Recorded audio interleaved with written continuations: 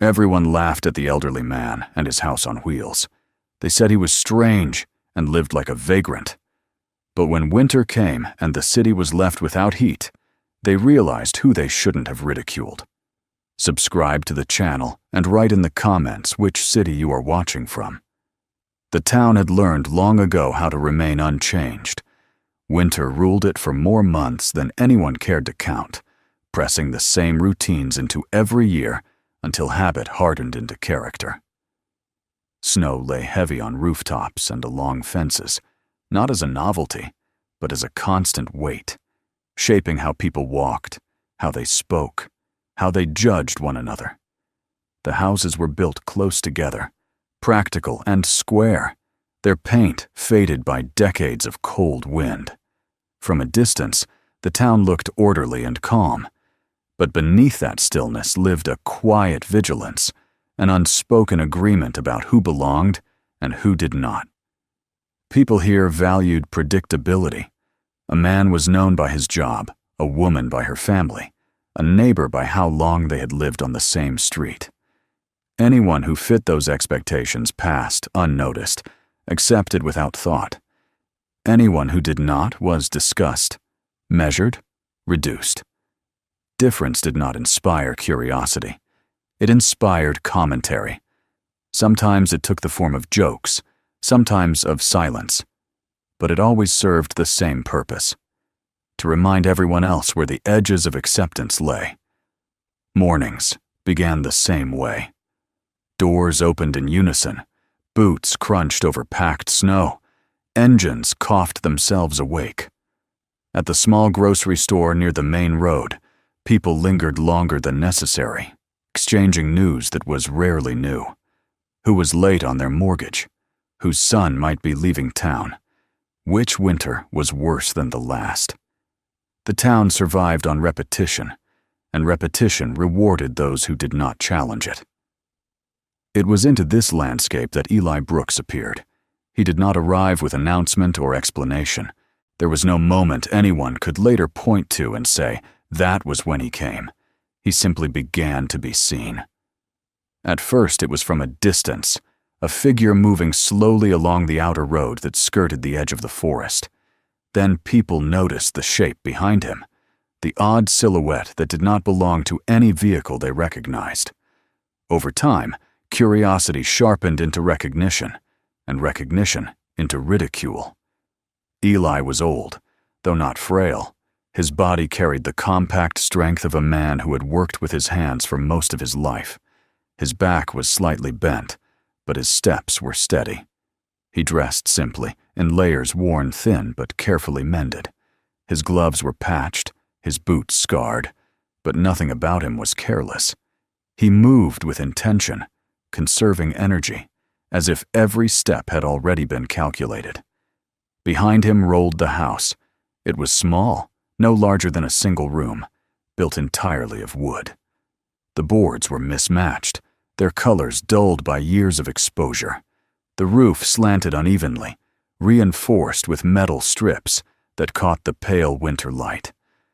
There was only one window, narrow and thickly framed, set into the side like an afterthought. The wheels beneath it did not match, one painted in faded red and blue, the other stripped down to bare metal. The whole structure looked heavy, impractical, and out of place against the smooth lines of modern houses and parked cars. People stopped and stared. At first they laughed quietly, unsure whether what they were seeing was real. A house on wheels was not unheard of, but this was no trailer, no manufactured shelter hauled by a truck. This was something else entirely. Something built by hand, something that should not have been able to move at all. Eli pulled it alone. The sight unsettled the town more than anyone admitted. It was easier to turn discomfort into humor. Someone at the grocery store called it a shed that had lost its way. Someone else said the old man must have mistaken a house for a wheelbarrow. Laughter spread easily, because it always did. It cost nothing, and it reinforced the quiet confidence of those who stood warm and stationary, watching from the side. No one asked Eli where he was going. No one asked why he needed a house that could move. Those questions required an openness the town had long since forgotten.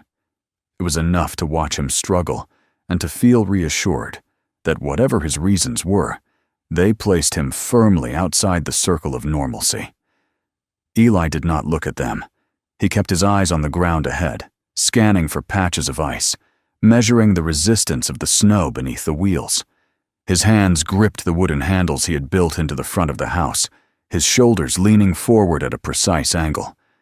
When the road dipped or the snow deepened, he adjusted his stance without hesitation, shifting weight, correcting balance. There was nothing reckless in his movement, nothing desperate. It was the controlled effort of someone who knew exactly what he was doing. One afternoon, as the sky darkened early and the cold sharpened into something more aggressive, the wheels caught in a drift near the edge of town.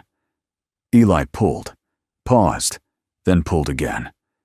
The house did not move. A gust of wind rattled the loose boards, sending a hollow sound through the quiet street. People gathered at a distance, drawn by the interruption. Someone leaned against a fence, arms crossed. Someone else slowed their car, watching through the windshield. A few laughed openly now, emboldened by the stillness of the moment. Eli tried once more. The wheel sank deeper, the snow compacting beneath it. His boot slipped, and for a brief moment his balance gave way. He fell to one knee, one hand bracing against the frozen ground. The laughter grew louder. It was not cruel in the way shouted insults were cruel.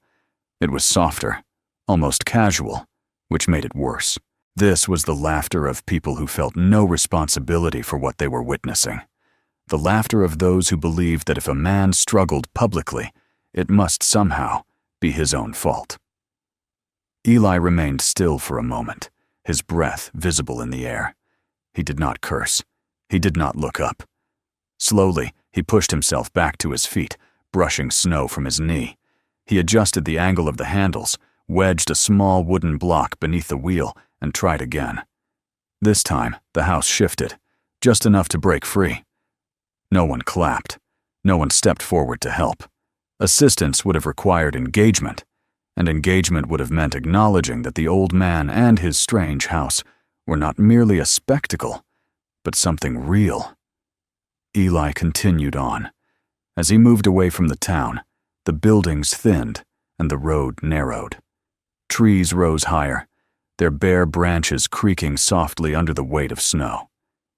Here, beyond the reach of streetlights and sidewalks, the world felt older, less concerned with appearances.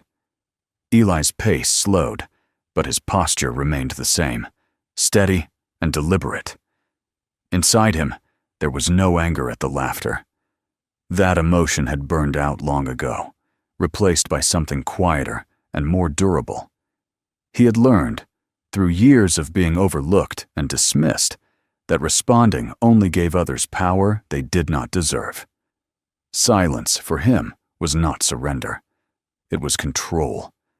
He was aware of how he looked to them, an old black man, alone, pulling a wooden house through snow like some relic of a forgotten time. He knew the stories they told themselves, the assumptions they made without ever speaking them aloud. He had lived long enough to recognize the pattern. It did not surprise him anymore. What surprised them was that he did not stop. Even as the wind picked up and the path grew more difficult, Eli pressed on, guiding the house toward the tree line. The forest waited ahead, dark and patient, offering neither comfort nor judgment. To the town behind him, the sight of his retreat confirmed what they already believed. He was leaving because he did not belong. He was disappearing because he could not keep up. They did not consider that he might be choosing exactly where to go. As dusk settled, the house and the man pulling it became little more than shapes against the snow.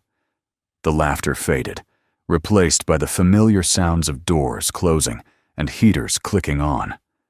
The town returned to itself, satisfied that the interruption had passed. Eli did not look back. The house creaked softly as it rolled deeper into the forest, its weight steady behind him. Snow began to fall again, thick and relentless, erasing footprints almost as soon as they were made. By the time darkness fully arrived, there was no sign left of the man or the path he had taken.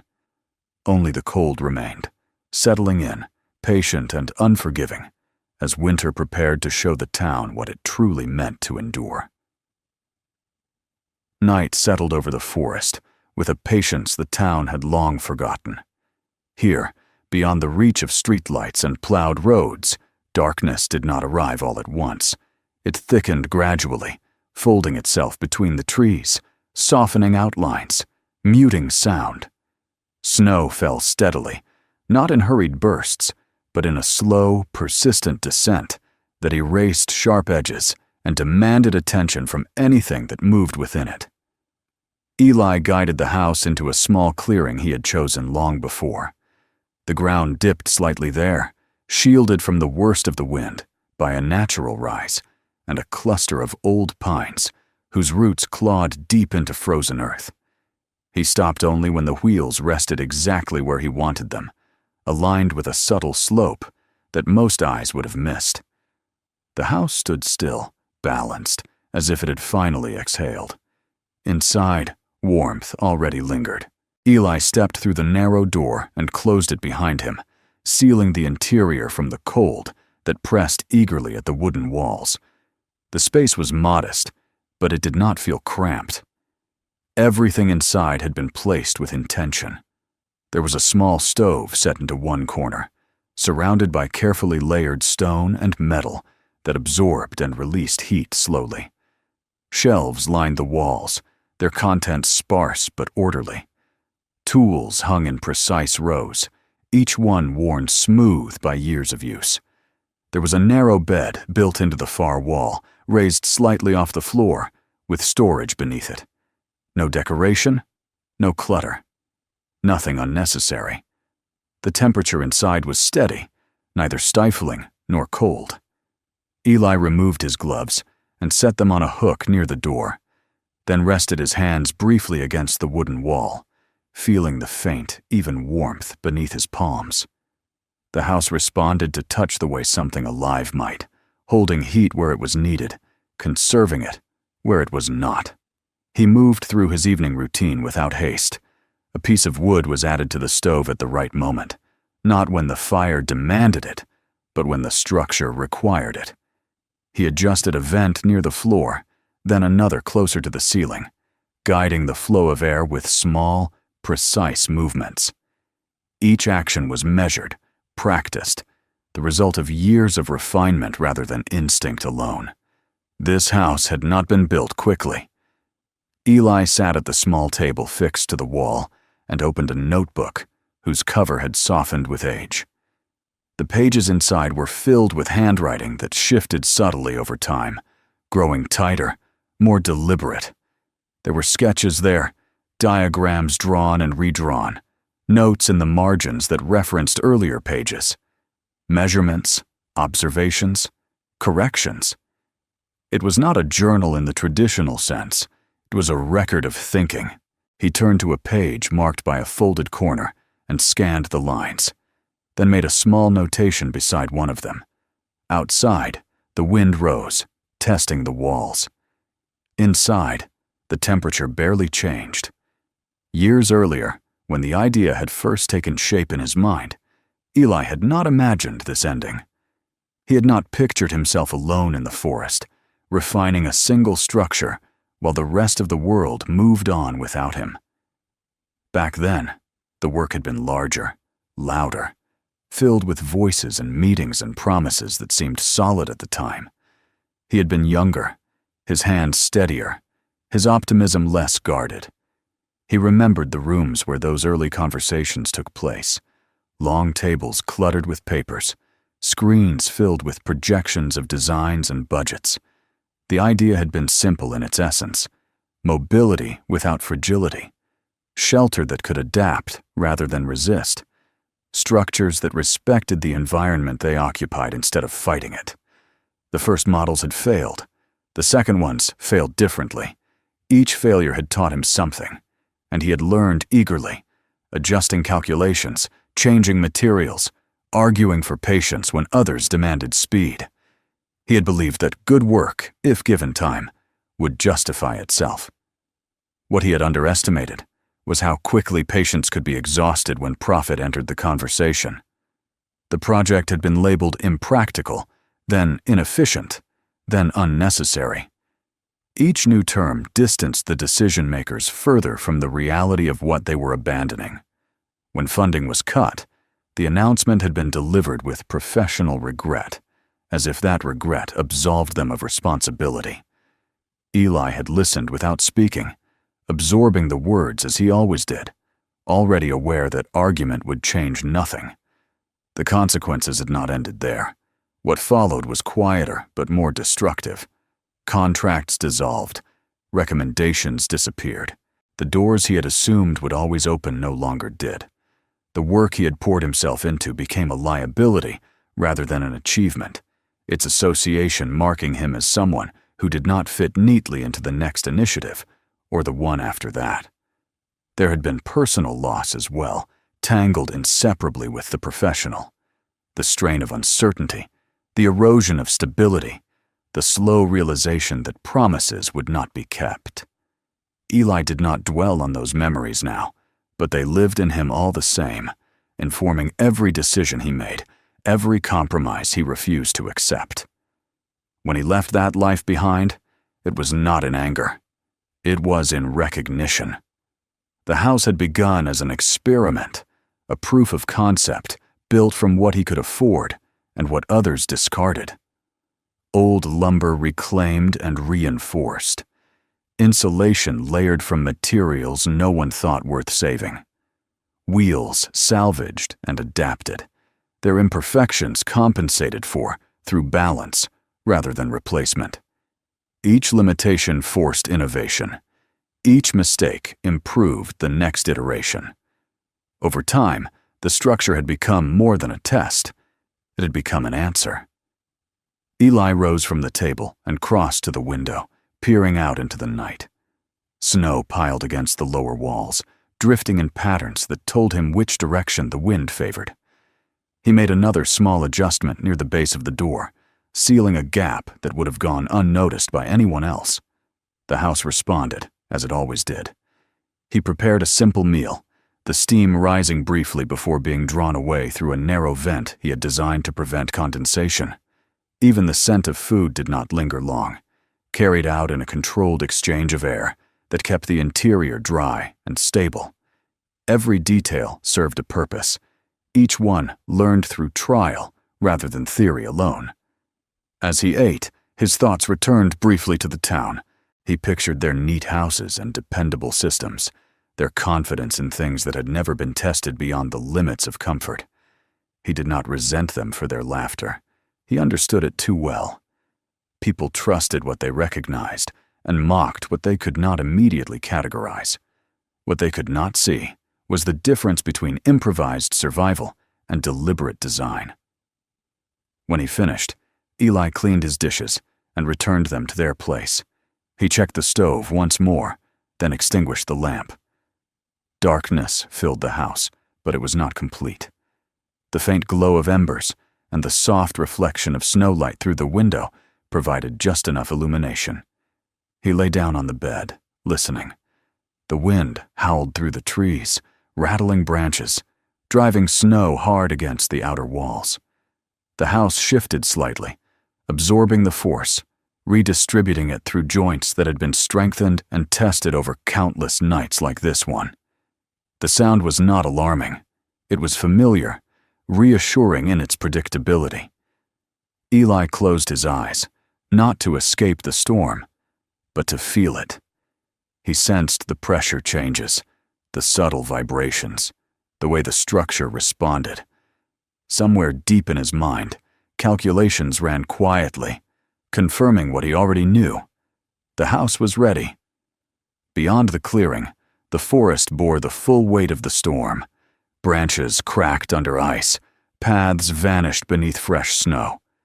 The town, miles away, slept under the illusion of security, unaware of how fragile that security truly was. Eli did not sleep deeply. He never did during the first night of a heavy storm. His rest came in intervals, each one light enough that he could wake at the smallest change. It was not fear that kept him alert. It was responsibility. This house was not an accident. It was not a symbol of poverty or stubbornness, as the town believed. It was the culmination of a lifetime spent learning how systems failed and how they could be made to endure.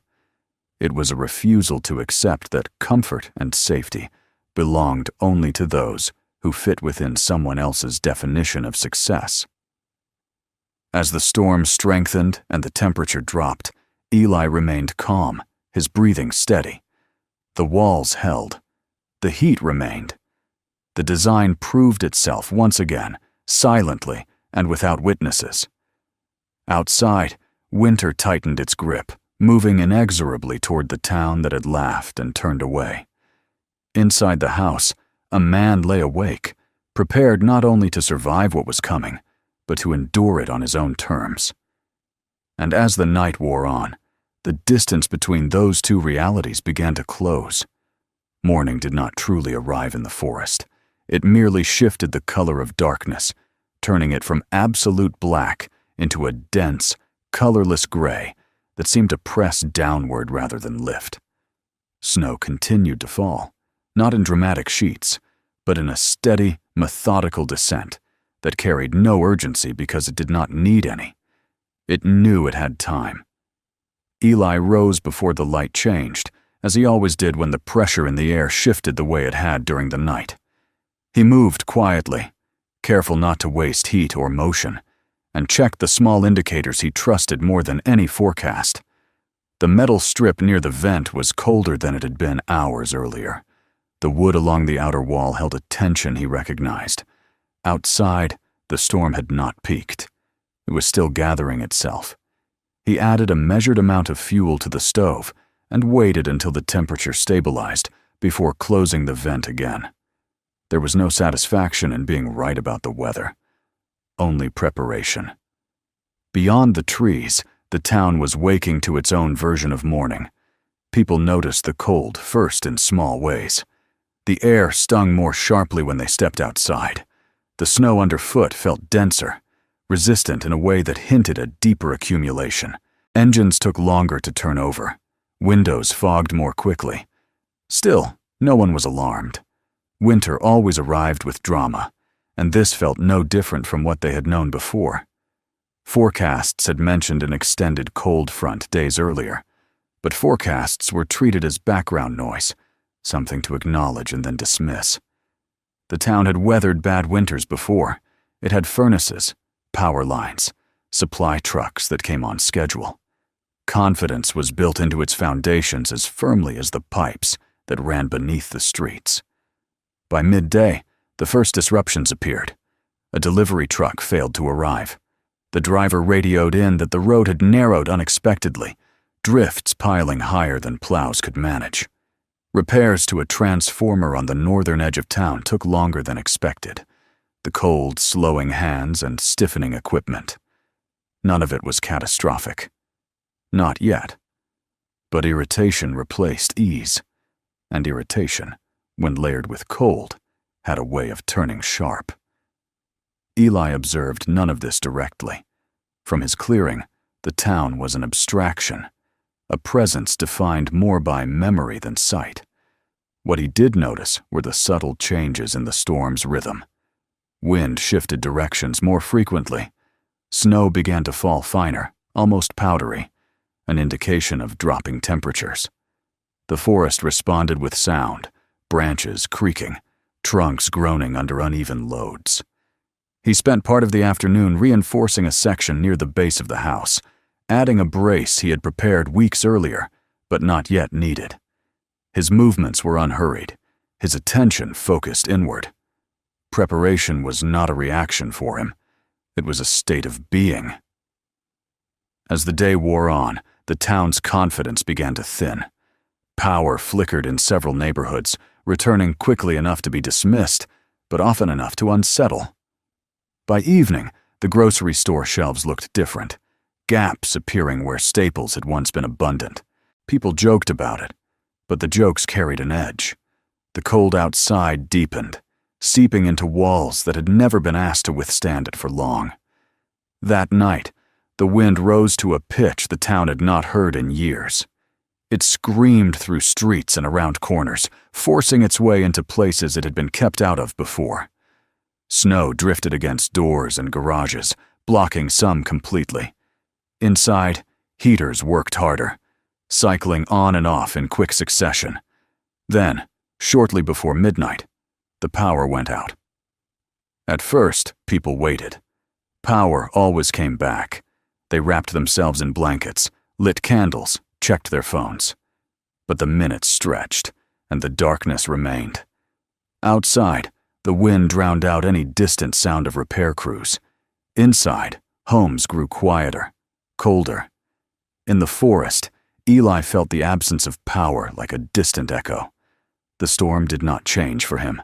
The house continued to hold its warmth, the internal temperature barely shifting despite the falling mercury outside. He listened, attentive but calm, aware that the storm was entering a new phase. By morning, the town awoke to a silence more unsettling than noise. The wind had not stopped, but it had steadied, settling into a relentless, grinding force. Snow lay thick against buildings, sculpted into hard shapes by cold air. Streets were unrecognizable. The power remained out. People ventured outside cautiously, calling to neighbors, assessing damage. Pipes froze in houses that relied too heavily on electric heating. Some furnaces failed outright. Phones stopped working as batteries drained. Attempts to reach emergency services met with busy signals or nothing at all. It was then that fear began to take shape. Not panic yet. Panic required immediacy. This was something slower, more insidious. The realization that systems assumed to be permanent were fragile, and that the cold did not care about expectations. Someone remembered the old man. At first it was said lightly, almost as a joke offered to relieve tension. Someone mentioned having seen smoke near the tree line the night before. Someone else recalled the strange house on wheels, the one that had been pulled out of town just days earlier. Laughter followed, but it was thinner now. Forced. As the day dragged on and the temperature dropped further, the idea returned, uninvited, but persistent. The laughter faded. People began to ask questions they had not considered before. How had that house stayed warm without being connected to anything? How had the old man known where to go before the storm arrived? Eli spent the day inside, making minor adjustments as the external temperature fell to levels that would have cracked poorly designed structures. He checked the walls, the joints, the vents. Everything performed as intended. The house responded not by resisting the cold, but by working with it, minimizing loss, distributing pressure. He thought of the town only briefly, not with judgment, but with recognition. He had seen this pattern before. Confidence eroded not in moments of disaster, but in hours of waiting, when people realized help might not arrive quickly. As night fell again, the cold intensified. Inside the town, several families huddled together, abandoning larger houses for smaller spaces that were easier to warm. Arguments broke out over fuel, over blankets, over decisions that should have been made sooner. Fear sharpened voices and shortened tempers. By contrast, the forest remained indifferent.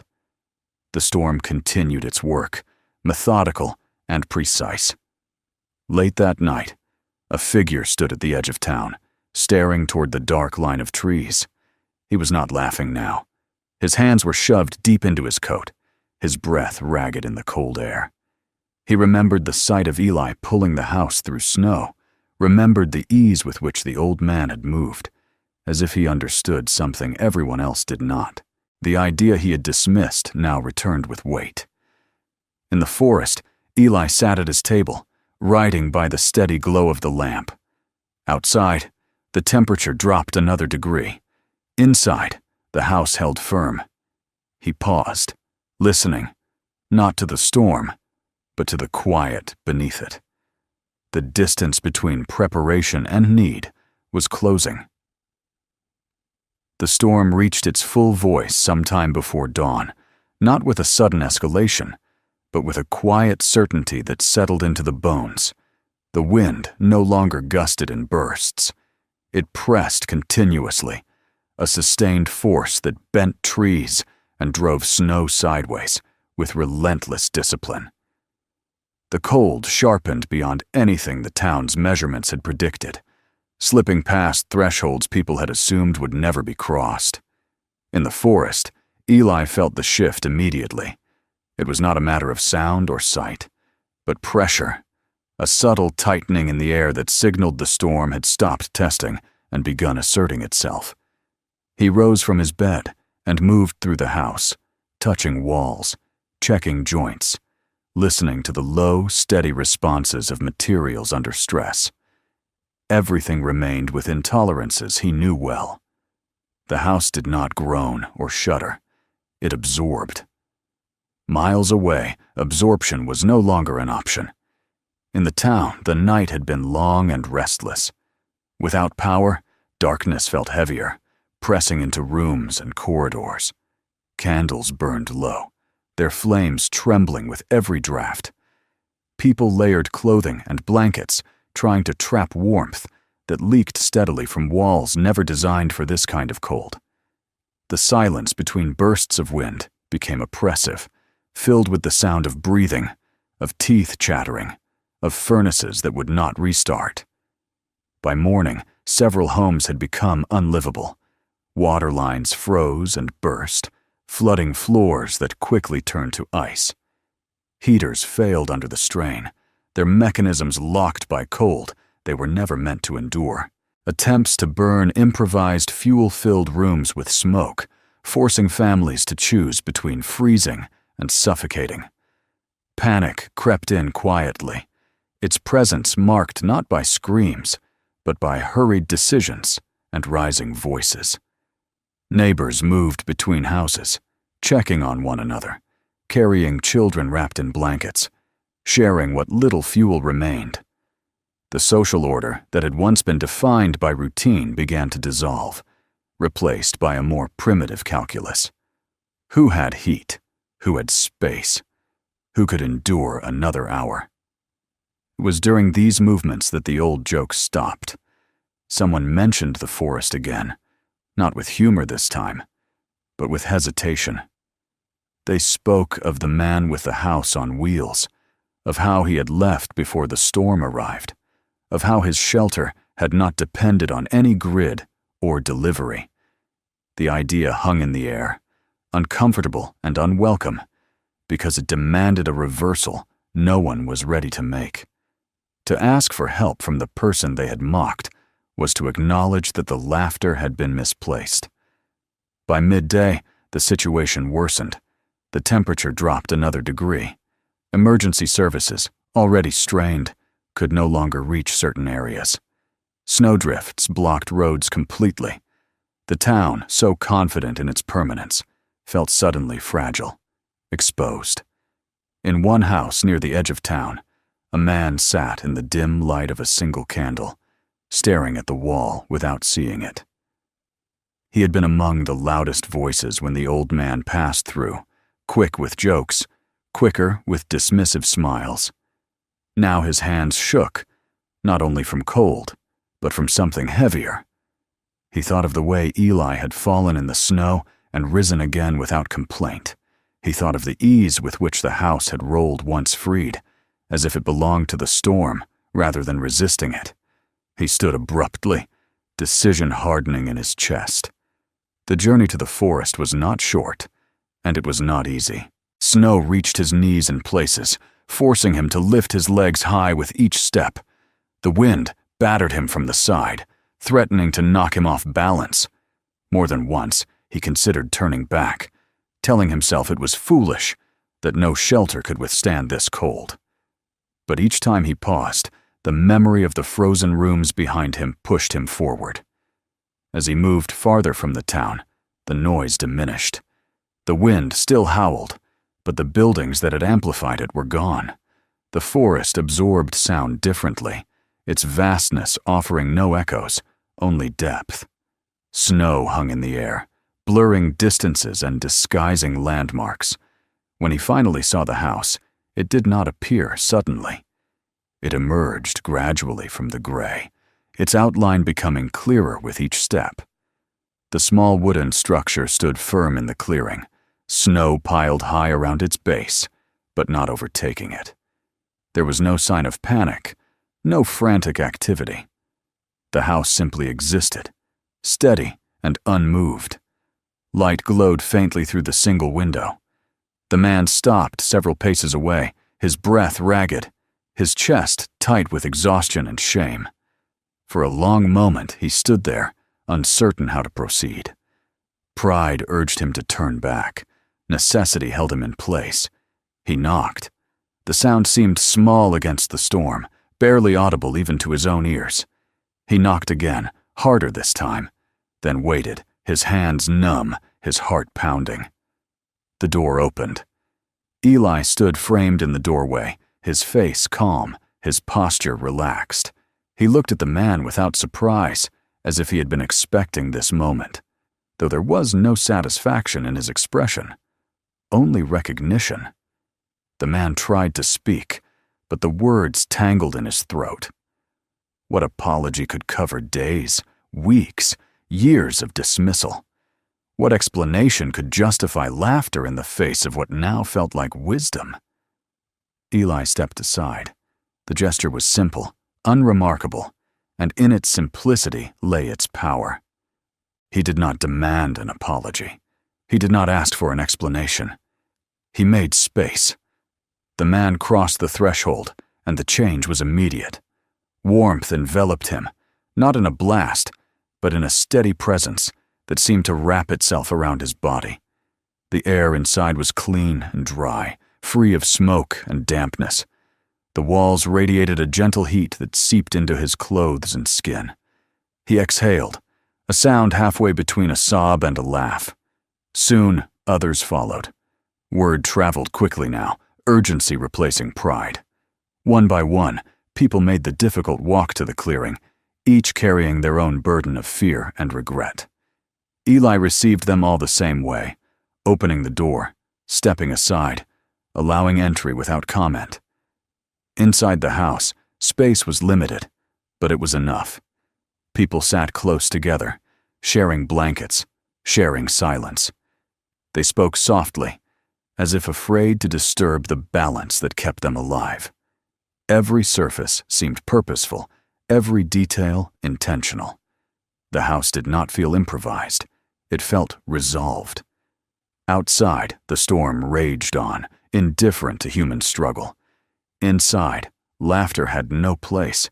It had frozen somewhere back in the town, rendered useless by cold and consequence. Eli moved among them quietly, adjusting vents, adding fuel at measured intervals. He did not lecture, he did not explain. His actions spoke with the authority of experience, and the people who watched him understood, perhaps for the first time, what they had failed to see. By nightfall, the house held more than warmth. It held a reckoning. The storm showed no sign of relenting, but something else had shifted. The distance between mockery and respect had collapsed, compressed by necessity into a narrow space where truth could no longer be ignored. And in that space, as the wind battered the walls and the house endured, the town's laughter finally fell silent. The house was never truly silent, but the sounds it made were unlike those of any shelter the people inside had known before. There was no rattling of loose walls, no sharp cracks of stressed beams, no hiss of desperate heat escaping through unseen gaps. Instead, there was a low, steady presence, a muted conversation between wood, metal, and air that spoke of balance rather than struggle. For those who had entered in fear, this quiet order felt almost unreal. They sat close together, not because Eli instructed them to, but because the space itself encouraged a different understanding of proximity. Here, closeness wasn't intrusion. It was necessity shaped into cooperation, Blankets were passed without comment. Someone shifted to make room for another without being asked. Children, exhausted by cold and confusion, slept quickly, their breathing soft and even, as if the house itself had decided to protect them first. Time lost its familiar shape. Hours passed without the markers people were used to. There were no clocks humming on walls, no phones lighting up with notifications. Outside, the storm erased any sense of day or night. Inside, existence narrowed to the essentials: warmth, breath, stillness. In that narrowing, something else began to surface. At first, no one spoke about the past. Words felt heavy, dangerous, as if a careless sentence might upset the delicate equilibrium that held them all together. They watched Eli instead, observing how he moved through the space with quiet assurance. He adjusted vents with a practiced hand, added fuel to the stove only when the internal temperature required it, never sooner. He checked the walls by touch alone, as though reading information invisible to everyone else. Someone noticed the notebooks stacked neatly on a shelf and asked, softly, what they were. Eli hesitated before answering, not because he guarded the truth, but because he was unused to being asked with genuine interest. When he finally spoke, his voice was calm, measured, carrying no resentment. "Records," he said. "Observations." The words seemed insufficient, but no one pressed him yet. As the storm continued to batter the forest, people began to talk among themselves in low voices. Stories surfaced, fragmented and unremarkable on their own. How they had laughed when they first saw the house. How they had shaken their heads, secure in the belief that whatever that old man was doing, it had nothing to do with them. Now those memories carried weight. Each recollection was an acknowledgement, quiet but unmistakable, of how easily judgment had replaced curiosity. Later, when the fire burned low and Eli replenished it, someone finally asked the question that had been circling the room since the first person crossed the threshold. "How did you know?" Eli did not ask what they meant. He understood. He sat at the small table and opened one of the notebooks, turning the pages slowly, as if reacquainting himself with thoughts long recorded. He did not launch into explanation. Instead, he spoke in fragments, offering pieces rather than a full account, trusting that those who listened would assemble the truth themselves. He spoke of work he had once done, not with pride, but with clarity. Of structures designed to move where others could not. Of shelters meant for extremes rather than averages. He described rooms filled with people who believed innovation could be measured only by immediate return, and how that belief had narrowed every conversation until the work itself no longer fit. As he spoke, the house seemed to listen with them, the warmth holding steady, the walls unmoved by the storm's violence. The contrast was not lost on anyone present. Someone asked why he had never tried to explain himself to the town, why he had accepted their laughter and silence without protest. Eli closed the notebook. "Because explanation only matters to people who want to understand," he said. "The rest just want reassurance that they're right." No one argued. The truth settled heavily among them. It was not an accusation, but it felt like one all the same.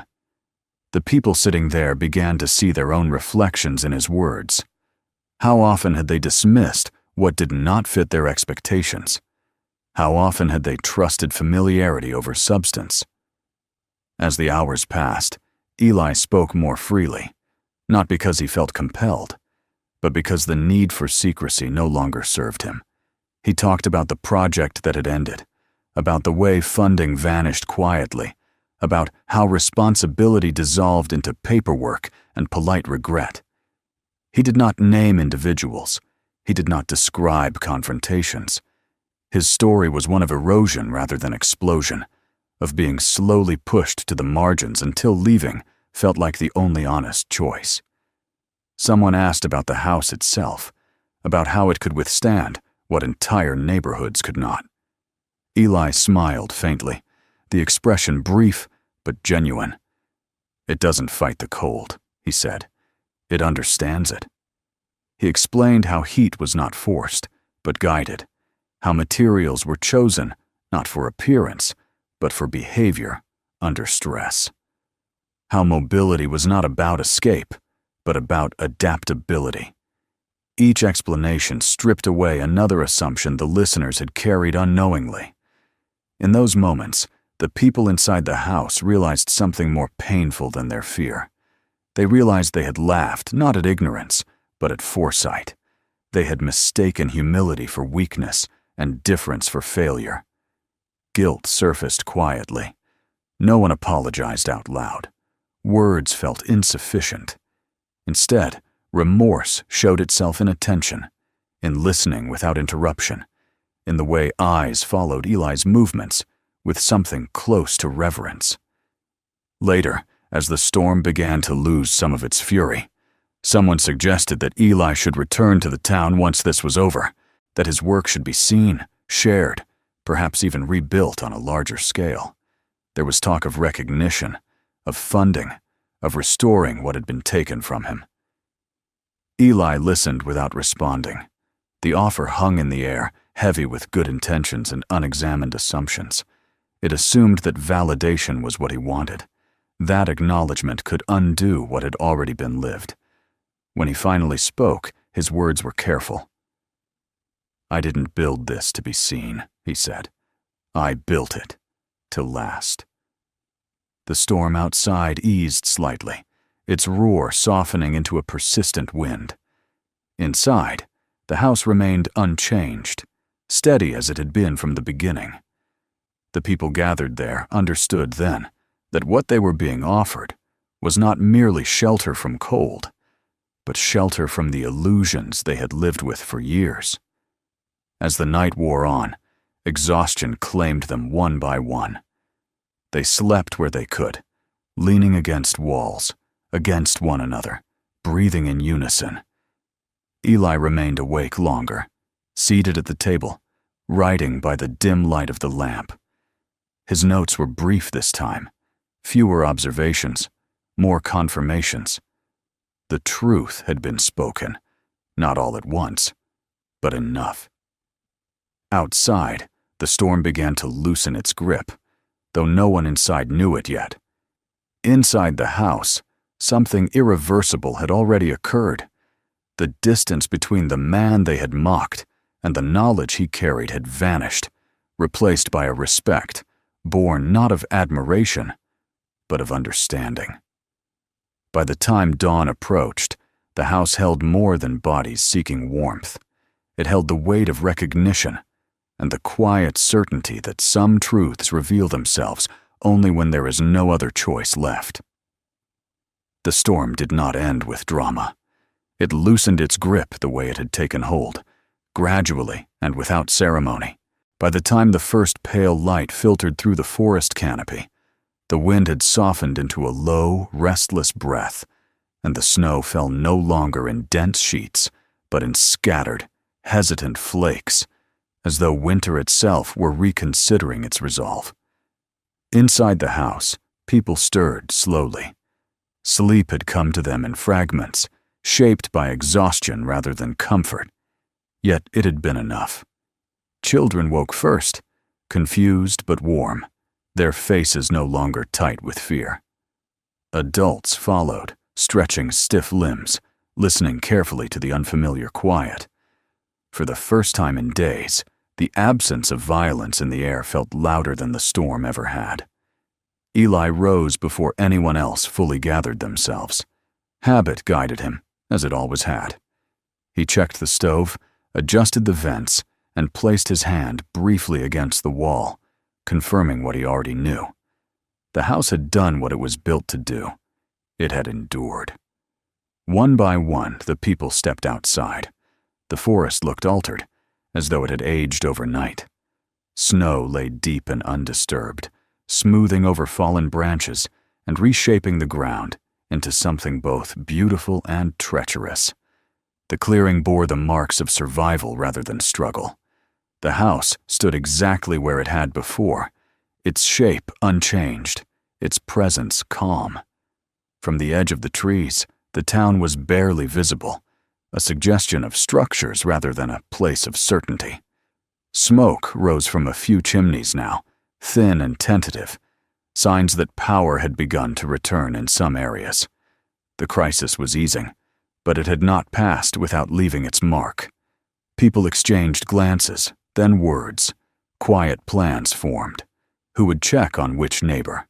Who would try to clear which road? Who needed help first? The tone was different now, stripped of the easy confidence that had defined them before. Survival had rearranged priorities, exposing how fragile the old ones had been. Several turned toward Eli, gratitude clear in their expressions. Some attempted to thank him aloud, their voices thick with emotion. Others hesitated, unsure how to speak to a man they were only now beginning to understand. Eli listened, nodding when necessary, but he did not linger on their words. He had never done his work for praise, and he would not begin now. When someone mentioned again the idea of returning to the town together, of making sure his house and his knowledge were no longer ignored, he did not answer immediately. Instead, he walked around the house, checking the wheels, brushing away accumulated snow, testing the ground beneath each support. The movements were familiar, comforting in their certainty. The house, like him, was built for motion, not for settling into a place that demanded explanation. When he finally spoke, his voice carried no bitterness. "You should go," he said. "People will need you." They understood then that the statement was not a dismissal, but a boundary. One by one, they prepared to leave. Blankets were returned, tools set back in their places. Children looked back at the house with curiosity and a trace of reluctance, as though leaving meant stepping away from something safer than anything they had known before. At the edge of the clearing, a man who had once laughed openly at the sight of Eli pulling the house through snow stopped and turned. "I was wrong," he said simply. Eli met his gaze and inclined his head. The acknowledgement was enough. It did not erase the past, but it did not need to. Recognition had arrived, and with it, the quiet dignity of closure. As the group disappeared into the trees, their figures shrinking against the vastness of the forest, the clearing returned to stillness. Eli stood alone again, though the solitude no longer felt imposed. It was chosen, reaffirmed by what had passed. He began preparing the house for movement. The snow was deep, heavier than before, but the path he intended to take had already been decided. He adjusted the front handles, tested the wheels, and took a moment to look toward the town. From here, it appeared smaller than it ever had, its permanence revealed as an illusion shaped by convenience rather than truth. He did not feel anger toward it. The town had shown him what it was capable of, both in its cruelty and its humility. That knowledge did not demand his presence. With a steady pull, he set the house in motion. The wheels protested briefly, then turned, cutting a clean line through the snow. Eli leaned into the effort, his body settling into a rhythm honed by years of similar journeys. Each step carried him farther from the clearing, deeper into the forest, toward terrain less forgiving, but more honest. Behind him, the tracks formed a narrow path that would soon be covered by fresh snowfall, erased as thoroughly as the laughter that had once followed him. Ahead, the forest opened gradually, revealing slopes and valleys shaped by forces older than any town. As he moved, Eli thought not of what he had lost, but of what had been proven. His work had not failed. It had simply waited for the moment when its value could no longer be denied. That moment had come and gone, leaving behind something quieter than recognition. Purpose. The house rolled on, its walls steady, its balance precise. It did not belong to the forest, nor to the town. It belonged to the space between certainty and adaptation, where survival was not granted by systems or approval, but earned through understanding. By the time the sun climbed higher, its light catching on the snow and scattering into sharp brilliance, Eli and the house were already far from the clearing. The forest closed behind them, swallowing sound and trace alike. What remained in the town was not a monument or a lesson carved into stone, but something more difficult to ignore. A memory of warmth that had come from an unexpected place, a recognition that wisdom did not always arrive in familiar forms, and the understanding that dignity, once revealed, did not need to announce itself to continue forward. The house continued its journey, and so did the man who had built it, moving not away from the world, but beyond the need to be seen by it. Subscribe to the channel so you don't miss the next story. Watch the following videos to continue this journey and discover other stories like this one. If this story mattered to you, share it with someone who should see it.